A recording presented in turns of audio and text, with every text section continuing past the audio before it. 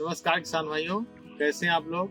मैं अविनाश यादव अयोध्या से farmer the journalist channel के यूट्यूब चैनल पर आप सभी का हार्दिक स्वागत करता हूँ। किसान भाइयों, आप गन्ने में देखते होंगे कि बहुत सारे कीट लगते हैं जो कि आपकी जो फसल के उत्पादन को है प्रभावित करते हैं। जैसे आपका एक कीट हो गया शुगर केन टॉप बोरर हो गया, sugar cane early shoot borer हो गया, और एक गन्ने में सबसे महत्वपूर्ण कीट लगता है वो शुगर केन पारिल्ला होता है, जिसको पारिल्ला पर्पोसिला कहते हैं। तो आज हम विशेष रूप से पारिल्ला कीट के कैसे उससे अपने फसल को बचा सकते हैं और उसकी पहचान कैसे कर सकते हैं, उस पर विशेष चर्चा करेंगे। तो अंत तक आप जरूर बने रहिए। सामान्य तौर पर आप देखते हैं कि जो आपकी फसल लगी हुई है वो देखते होंगे कि देखने में काफी खूबसूरत लगती है, लेकिन आप अचानक अपने फील्ड में पहुंचे और आपकी पत्तियां जो है वो पीली पड़ना चालू कर दे और आप उसको जान न पाते होंगे कि कैसे पीली हो गई। दोस्तों, उसका सबसे बड़ा कारण ये होता है, कभी कभी तो न्यूट्रिएंट की नाइट्रोजन की कमी से भी पीली होती है, वो तो अलग की कहानी है। पर किसान भाइयों, जो ये पारिल्ला कीट होता है सबसे बड़ा काम ये होता है कि ये छिपा रहता है पत्तियों के पीछे।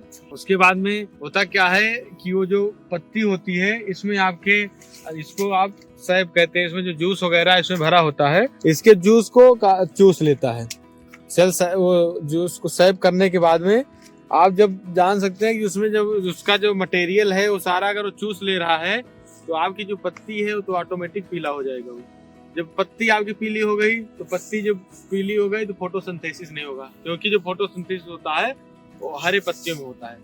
तो फोटोसिंथेसिस जब रुक जाएगा तो आपके एनर्जी नहीं बनेगी, ग्लूकोज नहीं बनेगा, इससे आपका जो पौधा है न्यूट्रिएंट की मात्रा सही से नहीं एब्जॉर्ब कर पाएगा और आपका जो फसल होता है उसका उत्पादन जो होता है प्रभावित होगा। तो इस आप देख सकते हैं कि इसमें जो हमारे है बहुत ज्यादा तो नहीं लगा है, क्योंकि ये जो हमारी फसल है ये एकदम मैच्योर हो गई, हार्वेस्टिंग इसका टाइम हो गया है।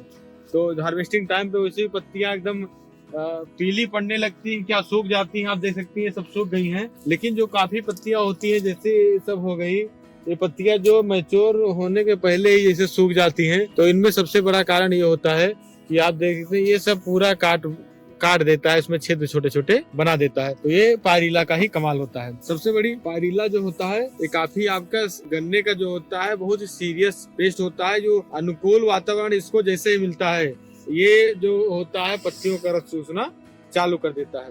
किसान भाई, अगर आप समय से पहचान नहीं कर पाएंगे इस पारिल्ला का तो आपकी जो फसल को होता है बर्बाद कर देता है। होता क्या है कि जो गन्ने का होता है इसमें सबसे बड़ी बात यह है कि पारिल्ला को कंट्रोल करने के लिए आप इसके लिए परजीवी का भी प्रयोग कर सकते हैं। जैसे इपिकॉर्निया मेलोनिका है, वो एक परजीवी ऐसा है कि आप उसमें अगर आप गन्ने की फसल में छोड़ देते हैं तो आपके लिए फायदेमंद का काम करता है। क्योंकि होता क्या है, ये आपका जो ये पारिल्ला कीट होता है उसके अंडे को या इसके जो एडल्ट या उसके जो लार्वा होते हैं इन सबको डैमेज करने का काम करता है। और जब वो डैमेज कर देगा तो आपका मतलब फसल जो बच जाएगी। तो आप देख सकते हैं इपिकॉर्निया मेलोनिका ये सबसे बड़ा प्रेडेटर, इसका मान के लिए पैरासिटाइड है, परजीवी है। पूरा आप फसल देख सकते हैं किस प्रकार की उससे प्रभावित हो जाती है। दूसरी सबसे बड़ी बात इसमें यह है कि यदि आप इसको कंट्रोल करना चाहते हैं केमिकल लगा करके तो आप क्लोरपाइरीफास एक आपका आता है इंसेक्टिसाइड, क्योंकि इंसेक्ट है तो इंसेक्टिसाइड आप इसका प्रयोग करके क्लोरपाइरीफास का 20% इसी आप 800 ml इसका प्रति हेक्टेयर की दर से उपयोग कर सकते हैं। या प्रोफेनफास हो गया उसका 40%, या क्विनालफास 25%। ये सब चीजें आपकी जो 2-3 दवा बताए इसका आप अपने फसल पे छिड़काव करके इस इंसेक्ट की जो होती है पॉपुलेशन को कम कर सकते हैं। क्योंकि होता क्या है कि सीधा इंसेक्ट की पॉपुलेशन जो होता है इंसेक्ट को डैमेज कर देगा। जब इंसेक्ट आपका डैमेज हो जाएगा तो आपकी फसल जो होती है डैमेज होने से बच जाएगी। ध्यान रहे कि समय रहते आप अपने फील्ड पे हमेशा विजिट करते रहें, और जब आपको लगा कि इसका प्रकोप ज्यादा है उसके बाद में आप इस पे छिड़काव कर दीजिए। या पैरासिटाइड जो इपिकॉर्निया मेलोनिका है उसको भी आप अपने इसमें रिलीज कर दीजिए।